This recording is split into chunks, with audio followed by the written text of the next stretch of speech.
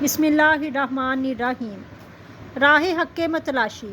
حضرت سلمان فارسی رضی اللہ تعالیٰ عنہ جو کہ حضور صلی اللہ علیہ وسلم کے مشہور صحابہ میں سے ہیں، آپ رضی اللہ تعالیٰ عنہ کا تعلق فارس کے قدیم زرتشتی مذہب سے تھا، مگر حق کی تلاش آپ کو اسلام کے دامن تک لے آئی۔ آپ کتنی زبانیں جانتے تھے، آپ کا سلسلہ نسب کیا تھا، یہ ساری باتیں آج کی ہماری اس ویڈیو کا موضوع بحث ہے۔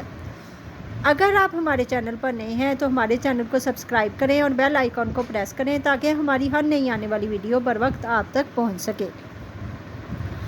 حضرت سلمان فارسی رضی اللہ تعالیٰ عنہ رسول اللہ صلی اللہ علیہ وسلم کے مشہور اصحاب میں سے تھے۔ ابتدائی طور پر ان کا تعلق فارس کے قدیم زرتشتی مذہب سے تھا، مگر حق کی تلاش ان کو اسلام کے دامن تک لے آئی۔ آپ رضی اللہ تعالیٰ عنہ کئی زبانیں جانتے تھے، مختلف مذاہب کا علم رکھتے تھے۔ حضرت محمد صلی اللہ علیہ وآلہ وسلم کے بارے میں مختلف مذاہب کی پیش گوئیوں کی وجہ سے آپ رضی اللہ تعالیٰ عنہ اس انتظار میں تھے کہ حضرت محمد صلی اللہ علیہ وآلہ وسلم کا ظہور ہو اور وہ راہ حق اختیار کر سکیں۔ نسبی تعلق اصفہان کے آب الملک کے خاندان سے تھا۔ مجوسی نام مابا تھا۔ اسلام کے بعد سلمان رکھا گیا اور بارگاہ نبوت سے سلمان الخیر کا لقب ملا۔ ابو عبداللہ کنیت ہے۔ سلسلہ نسب یہ ہے: مابا سلمان فارسی رضی اللہ تعالیٰ عنہ بن ابو زخشان بن مرسلان بن یہوزان بن فیروز بن سہرک۔ حضرت سلمان فارسی رضی اللہ تعالیٰ عنہ ایران کے شہر اصفہان کے ایک گاؤں روزابہ میں پیدا ہوئے۔ آپ کے والد کا تعلق زرتشتی مذہب سے تھا۔ حضرت سلمان رضی اللہ تعالیٰ عنہ کے والد اصفہان کے جی نامی قریہ کے زمیندار و کاشتکار تھے۔ ان کو حضرت سلمان رضی اللہ تعالیٰ عنہ سے اس قدر محبت تھی کہ ان کو لڑکیوں کی طرح گھر کی چار دیواری سے نکلنے نہ دیتے تھے۔ آتش کدہ کی دیکھ بھال انہی کے متعلق رکھی تھی۔ کیونکہ مذہبی جذبہ حضرت سلمان رضی اللہ تعالیٰ عنہ میں ابتدا سے موجود تھا، اس لیے جب تک آتش پرست رہے اس وقت تک آتش پرستی میں شدید جذبہ رہا اور نہایت سخت مجاہدات کیے۔ شب و روز آگ کی نگرانی میں مشغول رہتے تھے، حتیٰ کہ ان کا شمار ان پجاریوں میں ہو گیا تھا جو کسی وقت آگ کو بجھنے نہ دیتے تھے۔ زمین ہی ان کے باپ کی معاش کا ذریعہ تھی، اس لیے زراعت کی نگرانی وہ بذات خود کرتا تھا۔ ایک دن وہ گھر کی مرمت میں مشغولیت کی وجہ سے کھیت پر خود نہ جا سکا اور اس کی دیکھ بھال کے لیے حضرت سلمان رضی اللہ تعالیٰ عنہ کو بھیج دیا۔ انہیں راستے میں ایک گرجا ملا۔ اس وقت اس میں عبادت ہو رہی تھی۔ نماز کی آوازیں سن کر دیکھنے کے لیے گرجے میں چلے گئے۔ نماز کے نظارے نے ان کے دل پر خاص اثر کیا اور مزید حالات کی جستجو ہوئی۔ عیسائیوں کا طریقہ عبادت اس قدر بھایا کہ بے ساختہ زبان سے نکل آیا کہ یہ مذہب ہمارے مذہب سے بہتر ہے۔ چنانچہ کھیتوں کا خیال چھوڑ کر اسی میں محو ہو گئے۔ عبادت ختم ہونے کے بعد عیسائیوں سے پوچھا کہ اس مذہب کا سرچشمہ کہاں ہے؟ انہوں نے کہا کہ شام میں۔ پتہ ٹھکانہ پوچھ کر گھر واپس آئے۔ باپ نے پوچھا اب تک کہاں رہے؟ جواب دیا کہ کچھ لوگ گرجے میں عبادت کر رہے تھے، مجھ کو ان کا طریقہ ایسا بھلا معلوم ہوا کہ غروب آفتاب تک وہیں رہا۔ باپ نے کہا کہ وہ مذہب تمہارے مذہب سے ذرا بھی برتر نہیں۔ جواب دیا کہ باخدا وہ مذہب ہمارے مذہب سے کہیں برتر ہے۔ اس جواب سے ان کے باپ کو خطرہ پیدا ہو گیا کہ کہیں یہ خیال تبدیلی مذہب کی صورت میں ظاہر نہ ہو، اس لیے بیڑیاں پہنا کر مقید کر دیا، مگر ان کے دل میں تلاش حق کی تڑپ تھی، اس لیے عیسائیوں کے پاس کہلا بھیجا کہ شام کے تاجر آئیں تو مجھے اطلاع دینا۔ چنانچہ جب وہ آئے تو ان کو خبر کر دی گئی۔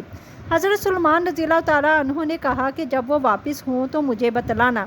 چنانچہ جب کاروان تجارت واپس لوٹنے لگا تو ان کو خبر کی گئی۔ یہ بیڑیوں کی قید سے نکل کر ان کے ساتھ ہو گئے۔ شام پہنچ کر دریافت کیا کہ یہاں سب سے بڑا مذہبی شخص کون ہے؟ لوگوں نے وہاں کے پادری کا بتا دیا۔ اس سے جا کر کہا کہ مجھ کو تمہارا مذہب بہت پسند ہے، اس لیے میں چاہتا ہوں کہ تمہارے پاس رہ کر مذہبی تعلیم حاصل کروں اور مجھ کو اس مذہب میں داخل کرو۔ چنانچہ وہ مجوسیت کے آتش کدے سے نکل کر آسمانی باپ کی بادشاہت کی پناہ میں آ گئے۔ مگر یہ پادری بہت بد کردار اور بد اخلاق تھا، لوگوں کو صدقہ کرنے کی تلقین کرتا اور جب اس کے قبضہ میں آ جاتا تو فقراء اور مساکین کو دینے کی بجائے خود لے لیتا، حتیٰ کہ سونے اور چاندی کے 7 مٹکے اس کے پاس جمع ہو گئے۔ حضرت سلمان رضی اللہ تعالیٰ عنہ اس کے لالچ اور بخیلی دیکھ کر پیچ و تاب کھاتے تھے۔ मगर ज़ुबान से कुछ ना कह सकते थे। इत्तेफाक से वो मर गया। ईसाई शान शौकत से उसकी तजहीज़ व तकफीन करने को जमा हो गए। उस वक्त उन्होंने सारा अमालनामा इन लोगों के सामने खोल कर रख दिया। उन्होंने इनको ले जाकर उसके हुजरा के पास खड़ा कर दिया। तलाशी ली तो वाकई 7 मटके सोने और चांदी से भरे हुए बरामद हुए। ईसाइयों ने इस खयानत की सज़ा में दफन करने की बजाय पादरी की नाश को सलीब पर लटकाकर संसार किया। इसकी जगह दूसरा पादरी मुकर्रर हुआ। वो बड़ा आबद व जाहिद और तारकुद दुनिया था। शब रोज़ इबादत इलाही में मशगूल रहता। हज़रत सलमान रज़ियल्लाहु तआला अन्हु उससे बहुत मानूस हो गए और दिली मोहब्बत करने लगे और आखिर तक उसकी सोहबत से फैज़याब होते रहे। जब उसकी मौत का वक्त करीब आया तो उससे कहा कि मैं आपके पास अरसा तक नहायत लुत्फ़ व मोहब्बत के साथ रहा। अब आपका वक्त आखिर है, इसलिए आइंदा के लिए मुझको क्या हदायत है। उसने कहा कि मेरे इल्म में कोई ऐसा ईसाई नहीं जो मज़हब ईसवी का सच्चा पैरोकार हो। सच्चे लोग मर खप गए और मौजूदा ईसाइयों ने मज़हब को बहुत बदल दिया है, बल्कि बहुत से असूल तो सिरे से छोड़ ही दिए हैं। हाँ, मूसल में एक शख्स है जो दीन हक़ का सच्चा पैरो है। तुम जाकर उससे मुलाकात करना।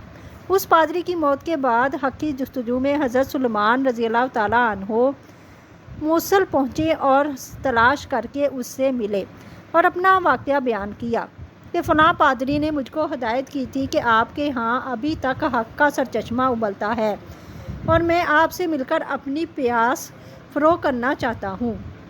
उसने उनको ठहरा लिया। इसलिए पादरी की राय के मुताबिक ये पादरी दर हकीकत बड़ा मुत्तकी और पाकबाज था, इसलिए उन्होंने इसके पास मुस्तकिल क़याम कर लिया।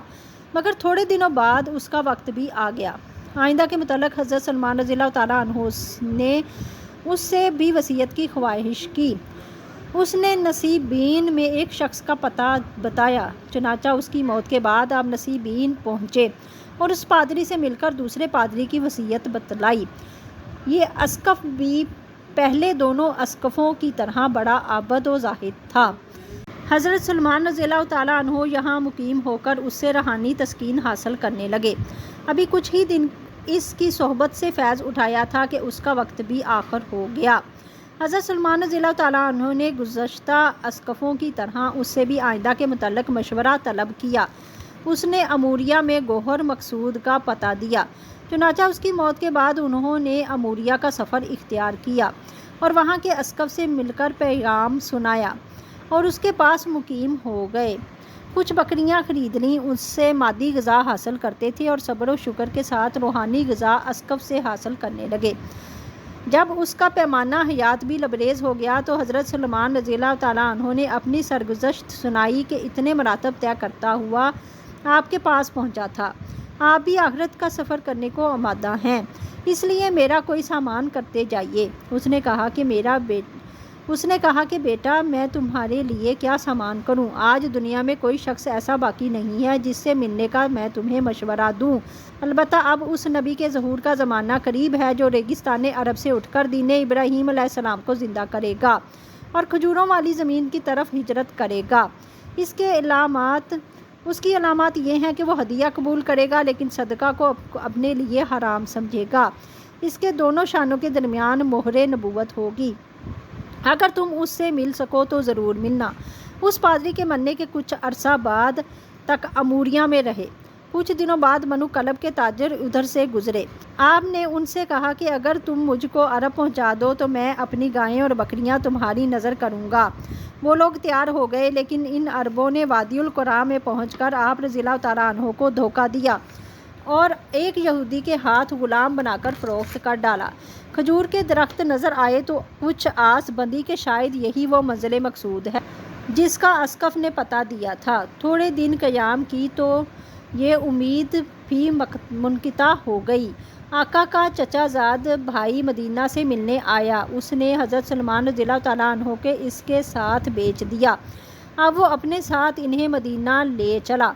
हज़रत सलमान रज़ियल्लाहु तआला अन्हु ग़ुलामी दर ग़ुलामी की रुसवाई सहते हुए मदीना पहुँचे। आसारों अलामात बताते थे कि वो जिस जगह की तलाश में निकले थे वो यही है। अब आप रज़ियल्लाहु तआला अन्हु को पूरा यकीन हो गया और दीदारे जमाल की आरज़ू में यहाँ दिन काटने लगे।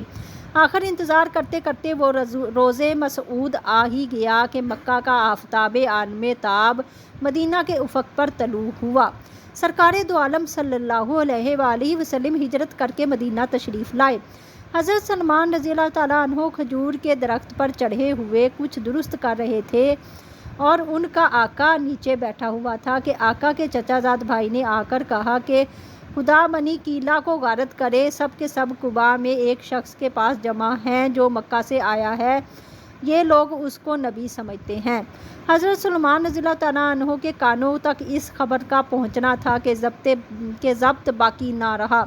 مدہوشی کے عالم میں جلد از جلد درخت سے نیچے اترے اور بدحواسی میں بے تحاشا پوچھنے لگے، تم کیا کہتے ہو؟ آقا نے اس سوال پر گھونسا مار کر ڈانٹا کہ تم کو اس سے کیا غرض، تم اپنا کام کرو۔ اس وقت حضرت سلمان رضی اللہ تعالیٰ عنہ خاموش ہو گئے، لیکن اب صبر کسے تھا؟ کھانے کی کچھ چیزیں پاس تھیں، ان کو لے کر دربار رسالت صلی اللہ علیہ وآلہ وسلم میں حاضر ہوئے اور عرض کیا کہ میں نے سنا ہے کہ آپ صلی اللہ علیہ وآلہ وسلم خدا کے برگزیدہ بندے ہیں اور کچھ غریب الدیار اور اہل حاجت آپ کے ساتھ ہیں۔ میرے پاس یہ چیزاں صدقہ کے لیے رکھی تھیں، آپ لوگوں سے زیادہ ان کے مستحق کون ہو سکتے ہیں، اس کو قبول فرمائیے۔ حضرت صلی اللہ علیہ وسلم نے دوسرے لوگوں کو کھانے کا حکم دیا مگر خود نوش نہ فرمایا۔ اس طرح سے حضرت سلمان رضی اللہ تعالیٰ عنہ کو نبوت صلی اللہ علیہ وآلہ وسلم کی ایک علامت کا مشاہدہ ہو گیا کہ نبی صدقہ نہیں قبول کرتا۔ دوسرے دن پھر ہدیہ لے کر حاضر ہوئے اور عرض کیا کہ کل آپ صلی اللہ علیہ وسلم نے صدقہ کی چیزیں نوش نہیں فرمائی تھی، آج میری طرف سے یہ ہدیہ قبول فرمائیے۔ آپ صلی اللہ علیہ وسلم نے خود بھی نوش فرمایا اور دوسروں کو بھی کھانے کے لیے دیا۔ اس طرح سے دوسری نشانی یعنی مہر نبوت کی بھی زیارت کی اور آپ کی طرف بوسہ دینے کو جھکے۔ حضرت صلی اللہ علیہ وسلم نے فرمایا کہ سامنے آؤ۔ وہ سامنے آئے اور اپنی ساری سرگزشت سنائی۔ پھر حضرت صلی اللہ علیہ وسلم نے یہ دلچسپ داستان اپنے تمام اصحاب کو سنوائی۔ حضرت سلمان رضی اللہ تعالیٰ عنہ جب اپنا مقصد پا چکے تو اس دولت کو اپنے دل میں رکھ کر آقا کے گھر واپس آئے۔ اتنے مرحلوں کے بعد وہ دین سے ہم آغوش ہوئے۔